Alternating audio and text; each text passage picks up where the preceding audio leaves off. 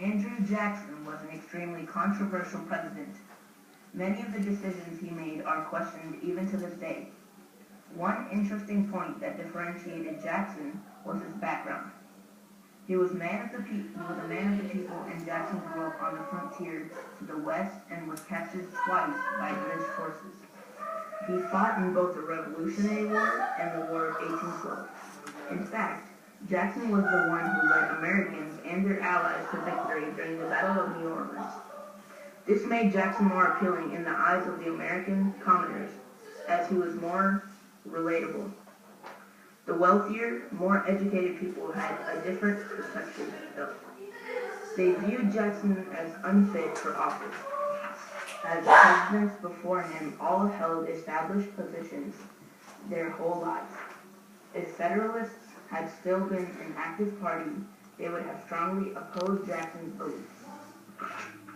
Jackson believed in the power that the common man had in their government and opposed a strong national government.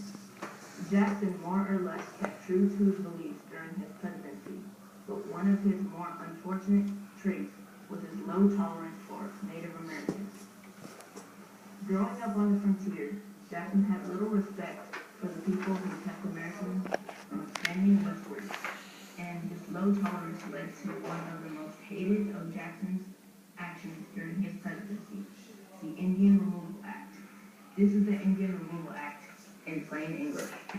During Jackson's presidency, Americans started to really pursue the idea of westward expansion. However, Native Americans occupied southern lands.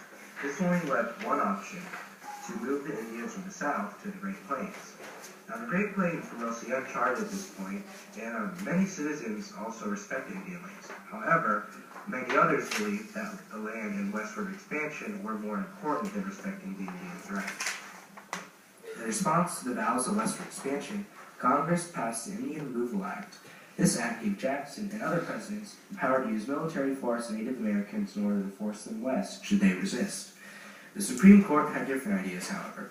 They believed and thought that the Native Americans had the right to their own land. They believed that the Indians should have a choice on whether or not they should stay or move west. Jackson was enraged at the Supreme Court's decision. He had very little tolerance for the Native Americans and ignored the Supreme Court. He went on to use military power to push out the Native Americans and send them west. The Indians didn't go without a fight, though, and many tribes resisted military force. Even though their resistance was futile, the effort against Native Americans was both costly, time-consuming, and degrading. Many Americans viewed Jackson's zero-tolerance ideas as too harsh and were appalled at having such a merciless leader. Get the The United journey States that the back Native up. Americans took to reach the new Western Territory was known as the Trail of Tears. This trip was a long, arduous one, mostly taken on foot, that left approximately 4,000 Indians dead and many more injured. Causes of death would often be from starvation and or fatigue. Even soldiers directing the Indians stated that it's the worst thing that they had ever done.